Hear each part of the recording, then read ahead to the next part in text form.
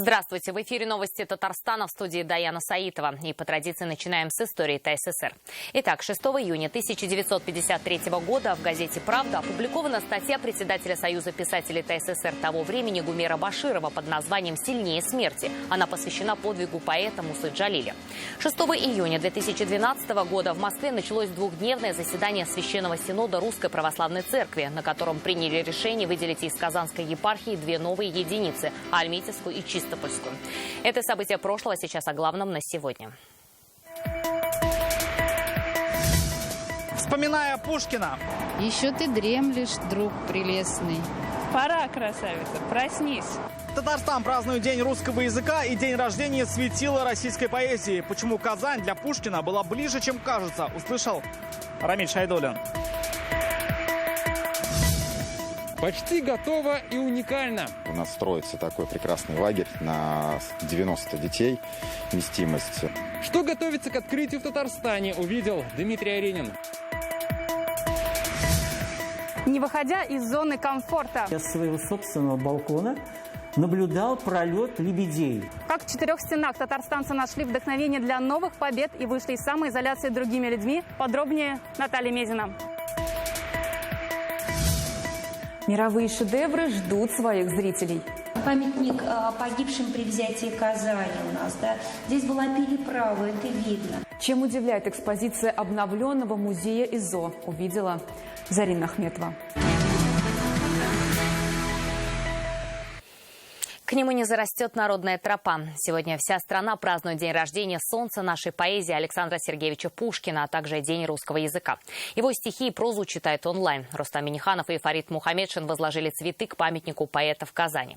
Сегодня 221 год со дня рождения гения русской литературы. Некоторое время он даже провел в Казани. Как город вспоминает его сегодня, увидела и Рамиль Шайдуллин. И тщетной злобою не будут тревожить вечный сон Петра. Легендарные строки Пушкина, написанные им о памятнике, сегодня звучат у скульптуры в его честь. Величественное бронзовое изваяние уже с утра утопает в цветах. Одним из первых их возложил Рустам Минниханов. Пушкин для нас – это все. Несмотря на особую ситуацию нынешнего года, у нас в республике по-прежнему очень широко отмечается Пушкинский день и День русского языка.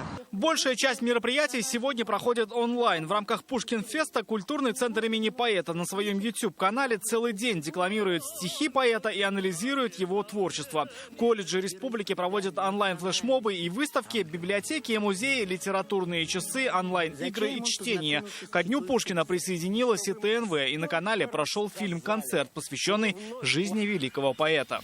У лукоморья дуб зеленый, золотая цепь на дубе том. А вот автор проекта «Новая Тартария» Эдуард Хайруллин вспомнил казанский период Пушкина, как в 1833 году поэт гостил в Казани. В подробностях автор рассказывает, как Пушкин провел в городе 2 дня и 3 ночи, играл в шахматы, ходил к друзьям, писал. Объезжал окрестности города, осматривал места сражений, расспрашивал, записывал. И очень доволен, что не напрасно посетил эту сторону. Даже несмотря на то, что Пушкин был здесь очень короткое количество времени, всего там 2-3 дня в 1933 году, тем не менее очень много объектов связано с его именем. Ну и самое главное, с его именем связано одно из интереснейших произведений Александра Сергеевича, финальное его произведение «Капитанская дочка». По этим данным, поэт совершенно точно был здесь, в доме Фукса, который и сейчас располагается на пересечении Московской и Камала. Кто знает, может быть, и здесь рождались строки, впоследствии ставшие бессмертными. Я вас любил. Любовь еще, быть может, в моей душе угасла не совсем. Я вам пишу, чего же боли, что я могу еще сказать. Еще ты дремлешь, друг прелестный. Пора, красавица, проснись. Он уважать себя заставил и лучше выдумать не мог. Хоть каплю жалости храня, вы не оставите меня. Великие строки звучат на улицах и в соцсетях. Республика присоединяется к флешмобу в честь Дня поэта. Стихи Пушкина сегодня прочитали и министры. Написанные 200 лет назад, они остаются строками про нашу жизнь. Добро и любовь, какими их увидел Пушкин и донес до нас. Рамиль Шайдуллин, Марат Зайдуллин, ТНВ, Казань. Он вобрал в себя яркую, неповторимую палитру значений и смыслов, став языком культурного диалога и межнационального общения. С днем рождения Пушкина и Днем русского языка татарстанцев поздравил Рустам Минниханов. В Татарстане традиционно большое внимание уделяется обучению русскому языку. Весомый вклад в сохранение и развитие языка, культуры и традиций вносит Русское национально-культурное объединение. Многочисленные энтузиасты, педагоги, деятели культуры и искусства, говорится в тексте поздравления. И сегодня президент республики поздравил с Днем русского языка своих подписчиков в Инстаграм, выложив поэтический видеоролик. Есть имена, как солнце, имена, как музыка, как яблоня в расцвете. Я говорю о Пушкине, поэте, действительном в любые времена. Кто знает, что такое слава, какой ценой купил он право, возможность или благодать, над всем так мудро и лукаво шутить, таинственно молчать и ногу ножкой называть. Рустам Минниханов сегодня с юбилеем поздравил информационное агентство «Татар-Информ». Оно отмечает свое 30-летие. Указ о его образовании был подписан 6 июня 1990 года. Президент отметил, что агентство всегда оперативно и подробно рассказывает о событиях в республике, в России и в мире, и пожелал коллективу не терять энергии, хватки и всегда оставаться верными своим читателям. К другим новостям дня. 52 новых случая коронавируса подтверждено в республике за сутки. Все они контактные. 13 человек проходят лечение в больницах, остальные дома. Как раз тема коронавируса сегодня стала одной из основных на субботнем совещании с Рустамом Миннихановым. Президент сообщил, парад Победы 24 июня и голосование по поправкам в Конституцию 1 июля должны пройти в безопасных условиях.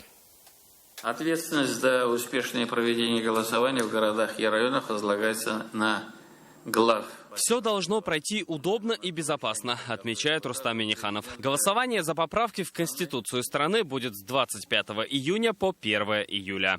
Мною дано поручение подготовить материалы, необходимые для работы. Это не только для глав, для всех нас, но и должна быть четкая, ясные, прописанные дорожные карты наших действий. Также безопасно должен пройти и парад Победы 24 июня в Казани. В этот день мы будем чествовать ветеранов Великой Отечественной. Мы должны достойно показать, что память у нас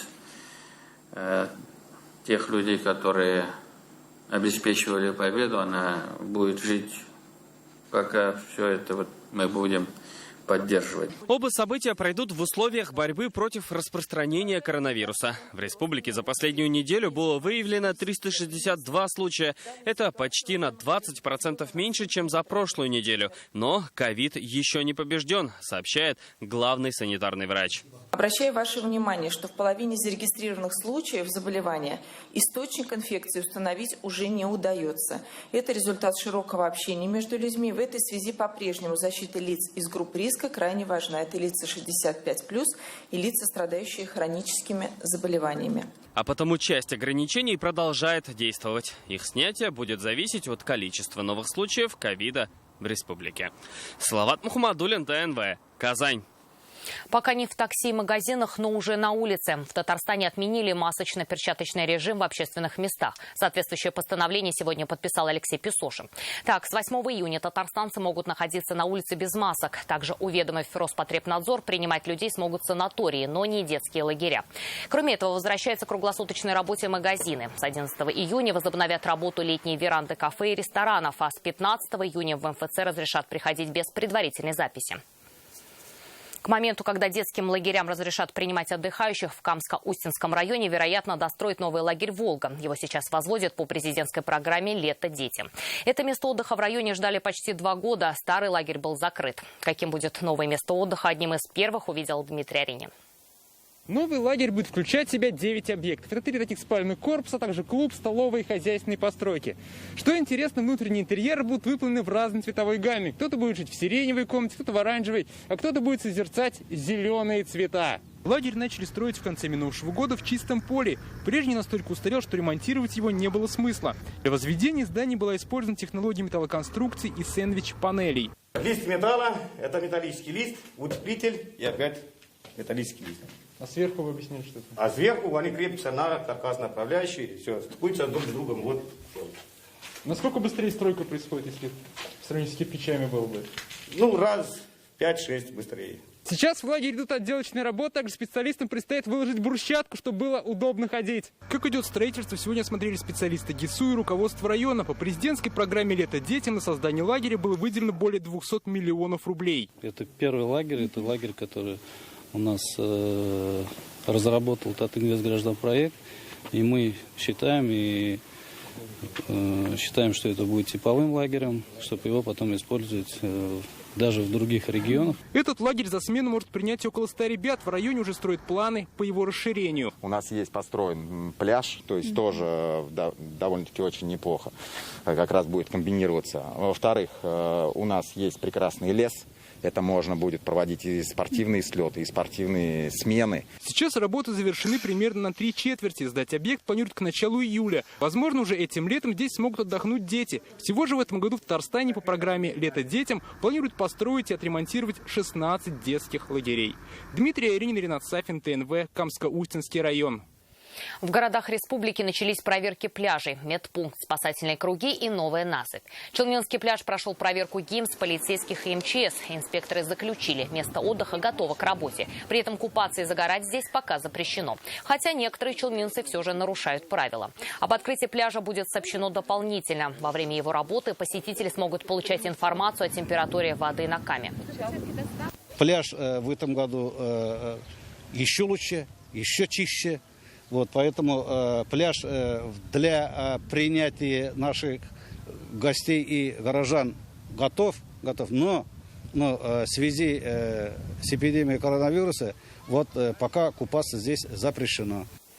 Помощь действительно оказалась рядом. Работники «Газпром-Трансгаз» Казани организовали благотворительную акцию в поддержку медработников, стоящих на передовой в борьбе с COVID-19 и детей с тяжелыми формами заболеваний. Чем помогли, увидим прямо сейчас.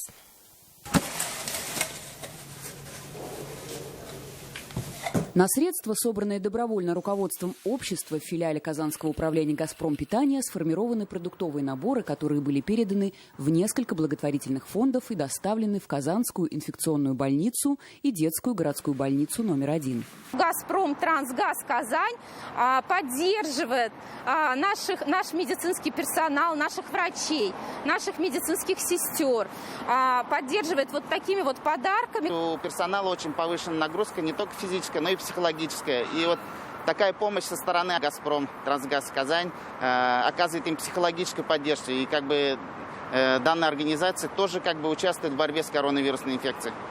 Помощь от газовиков также получили детский хоспис фонда имени Анжелы Вавиловой и благотворительный фонд «Город добрых людей» отделения онкогематологии детской республиканской клинической больницы.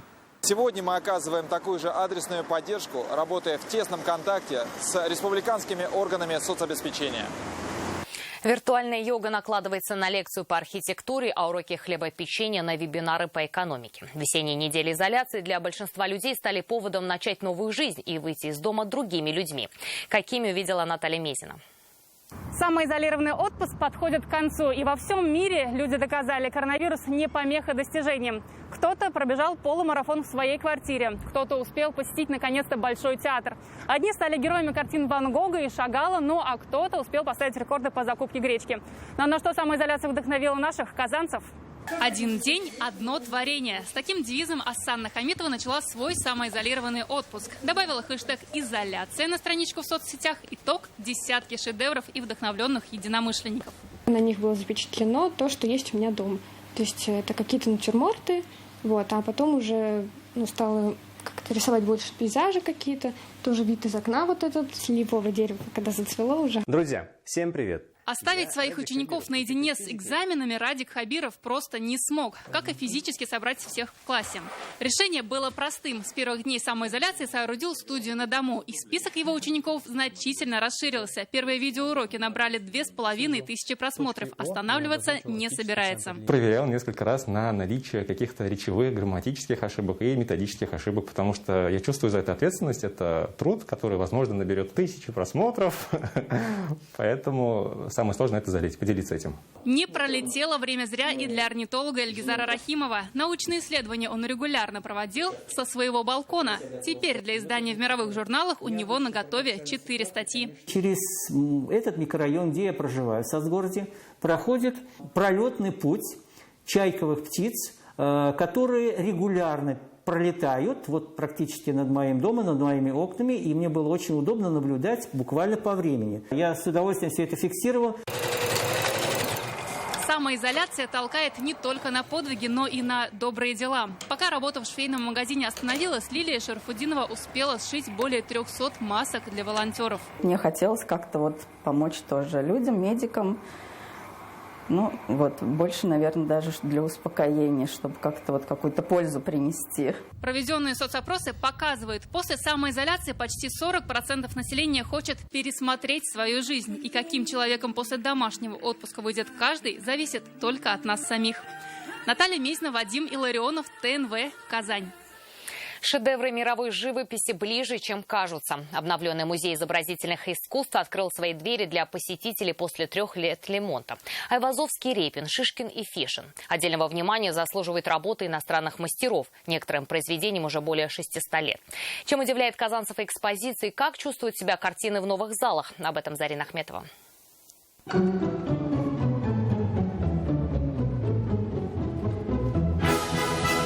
Наверное, каждый помнит портрет боярышни художника Фирса Журавлева. Но это, как говорят работники музея, только вершина айсберга, скрытого в залах. Экспозиция, представленная в обновленном здании, насчитывает сотни работ великих классиков. Картины и гравюры, старинные иконы, скульптуры и статуэтки. Уникальные работы после 3 лет затворничества в хранилищах снова вернулись в свой дом, усадьбу Сандецкого. Здесь и пейзажи Шишкина, и портреты Репина, и вид старинной Казани глазами Боголюбова. Памятник погибшим при взятии Казани у нас, да. Здесь была переправа, это видно. Зелантов монастырь. После ремонта каждая работа не просто нашла свое место в одном из 15 залов музея, но и зажила новой жизнью. Картина подобрана не только в соответствии с жанром, но и цветом стен, чтобы подчеркнуть гамму оттенков. Это сироп. Представьте, какой дивный сироп у нас, да?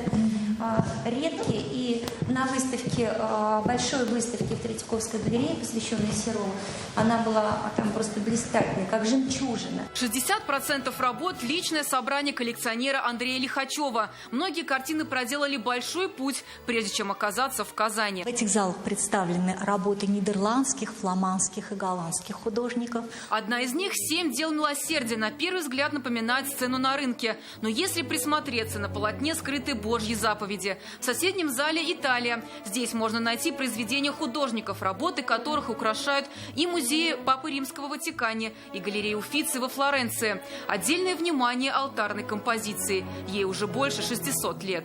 Датируется рубежом 14-15 столетий и представляет творчество итальянского художника Мариотто Ди Нардо. В нижнем регистре композиции мы видим такой вот замечательный знак, очень интересный. Когда-то считалось, что это знак Цистерцианского ордена. Хотя только вчера музей открыл свои двери, сегодня утром уже есть первые посетители. Как можно пропустить такое событие? Давно ведь не открывался этот музей. Само здание очень красивое. Экспозиция тоже шикарнейшая, на мой взгляд. Да, очень интересно прийти и все это посмотреть. Оценить все богатство экспозиции сложно, но, как рассказала директор музея, здесь есть произведения, представляющие особую ценность. Есть одна работа, которая, не буду называть какая, да, она стоит 11,5 миллиардов рублей. Есть такие работы, например, из фарфора, аналога которого нет в мире. К слову, за их сохранность работники не переживают. Совершить подвиг стариков-разбойников не получится. Датчики безопасности сработают моментально. Зарина Ахметова, Игорь Романов, ТНВ, Казань.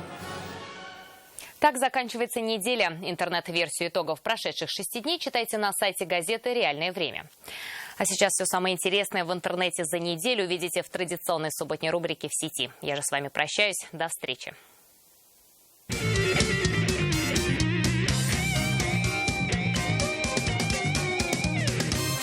Всем привет! Очередная неделя позади, причем это была первая неделя этого лета, поэтому проведите это лето мощно и незабываемо. Сказал я, потом пришел коронавирус и сказал: сидите дома. Но я все равно думаю, что можно много интересного придумать для отдыха. А что интересного происходит сейчас в интернете, мы с вами и узнаем. Поэтому откладываем свои смартфоны в сторону, ведь в ближайшие 5 минут они вам не понадобятся. Это рубрика «В сети». Начнем. В сети гуляет забавный мультик под названием «Коронавирус» на приеме у Рустама Минниханова. Получилось очень даже забавно.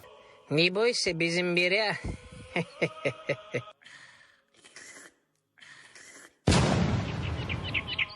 Да, чай был, конечно, без имбиря, но матрушкала от всех болезней помогает. И даже здесь про самого стильного министра не забыли. Может быть, вместо Леонова пойдешь? Володя, представляешь, тут на твое место один имансыз хочет. Приезжай. Рустам Нургалевич, я не могу. Я в магазине. Так закрыты же магазины. Так я в магазине закрыт. Несмотря на то, что это выдуманная ситуация, зная пристрастие нашего президента к юмору, я думаю, Рустам Минниханов так бы и шутил. Слушайте, мне мультик очень понравился. Я бы сделал его даже многосерийным. А вы бы посмотрели еще? И однозначно скандальный ролик сейчас покоряет Рунет и активно обсуждается. Девушка целых 2 месяца во время карантина сидела дома и встречала курьеров по доставке еды. Топлес.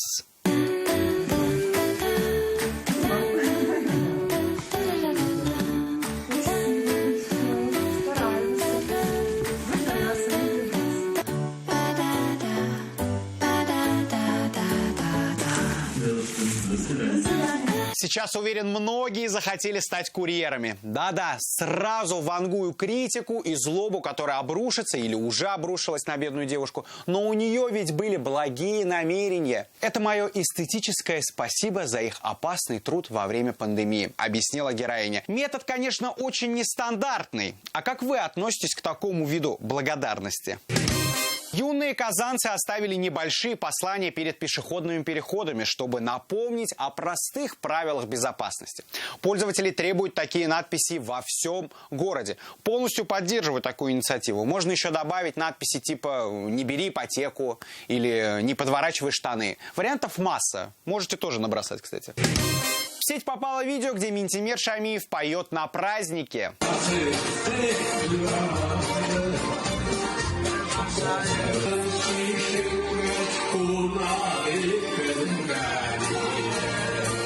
Но я думаю, что это достаточно старое видео, иначе почему все не в масках и в перчатках, да еще и в ресторане.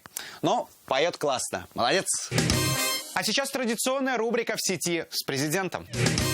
Рустам Минниханов поднял всем настроение интересным роликом. Там это тебе одобрят, не одобрят. Ах ты. Ребят, мы их так никогда не победим. Потому что не победим их бюрократию. Я вам говорю, пойдемте в курьеры. Там вот такие вот штучки дают, я вас всех устрою. Айда, господи, ты каузал все время. Курьер был в телевизоре. Айда.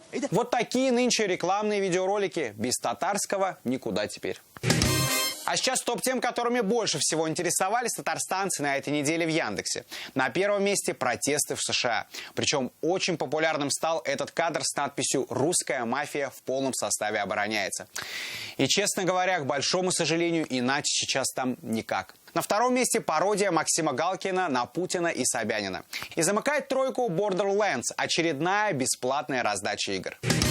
На этом сегодня все. Пишите, присылайте свои фото, видео, забавные и интересные новости. Короче говоря, будьте в сети. Пока!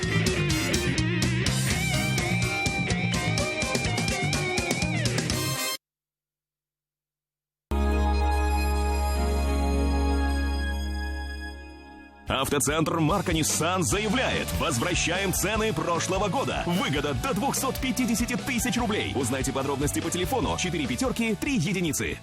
Внимание! В аптеках Фармленд феноменальный кэшбэк 10% на все покупки от 500 рублей. Скидки сохраняются. Приходи, покупай, экономь с Фармлендом. Я офтальмохирург клиники «Эксклюзив Плюс» Рустем Тальдаев. Уже 20 лет я помогаю людям избавиться от катаракт. Офтальмология «Эксклюзив Плюс» 279 70 70. Информационное агентство «Татар-Информ». Новостная лента длиною в 30 лет. Медицинский центр «Эра». Наркология, психиатрия. Круглосуточно, анонимно. Казань. Улица Восстания, 92. Кондиционеры от Вестклимат. Акция. Рассрочка. Гарантия 5 лет. Установка на следующий день. 260 25 65. Биокилл. Для защиты растений от вредителей, когда до сбора урожая осталось совсем мало времени. Запомните. Биокилл. КПК «Агрорусь». Здесь ваши сбережения растут по счетам до 9,9% годовых. Можно все проценты сразу. 550-82. Ура! Мы снова открыты! Гипермаркет брендовой одежды и обуви для всей семьи «Секонд-хенд Вова». Ждем всех на Читаева, 58Г. 2-й этаж.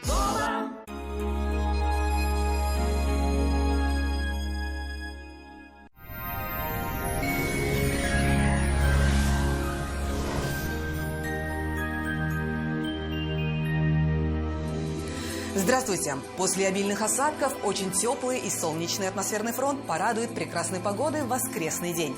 Об этом поговорим после небольшой информации. Компания «Данил Мастер» работает в прежнем режиме и с соблюдением всех правил безопасности. Не откладывайте заказ и радуйтесь своей новой кухне или шкафу-купе уже сейчас. Звоните 2-167-166. «Данил Мастер» с заботой о вас. По данным сервиса Яндекс.Погода, воскресенье. На юго-востоке в Бугульме, Бавлах, Азнакаево столбики термометров поднимутся выше. Солнце будет светить с раннего утра. Дожди прекратятся. На северо-востоке в Нижнекамске, Набережных Челнах, Елабуге небо прояснится, выглянет солнце, но местами пройдут дожди. Плюс 22. На севере Татарстана, в Агрызе, в Менделеевске, Актаныше ожидается комфортная погода с повышенным температурным фоном. Для северо-запада 7 июня будет теплым и без осадков до 22 градусов выше нуля. И в Болгаре, в Буинске, Дрожжаном солнце выглянет из-за туч, заметно потеплеет. В центральных районах, в Чистополе, в Альметьевске, Мамадыше такая же ситуация. Дожди прекратятся, станет очень тепло.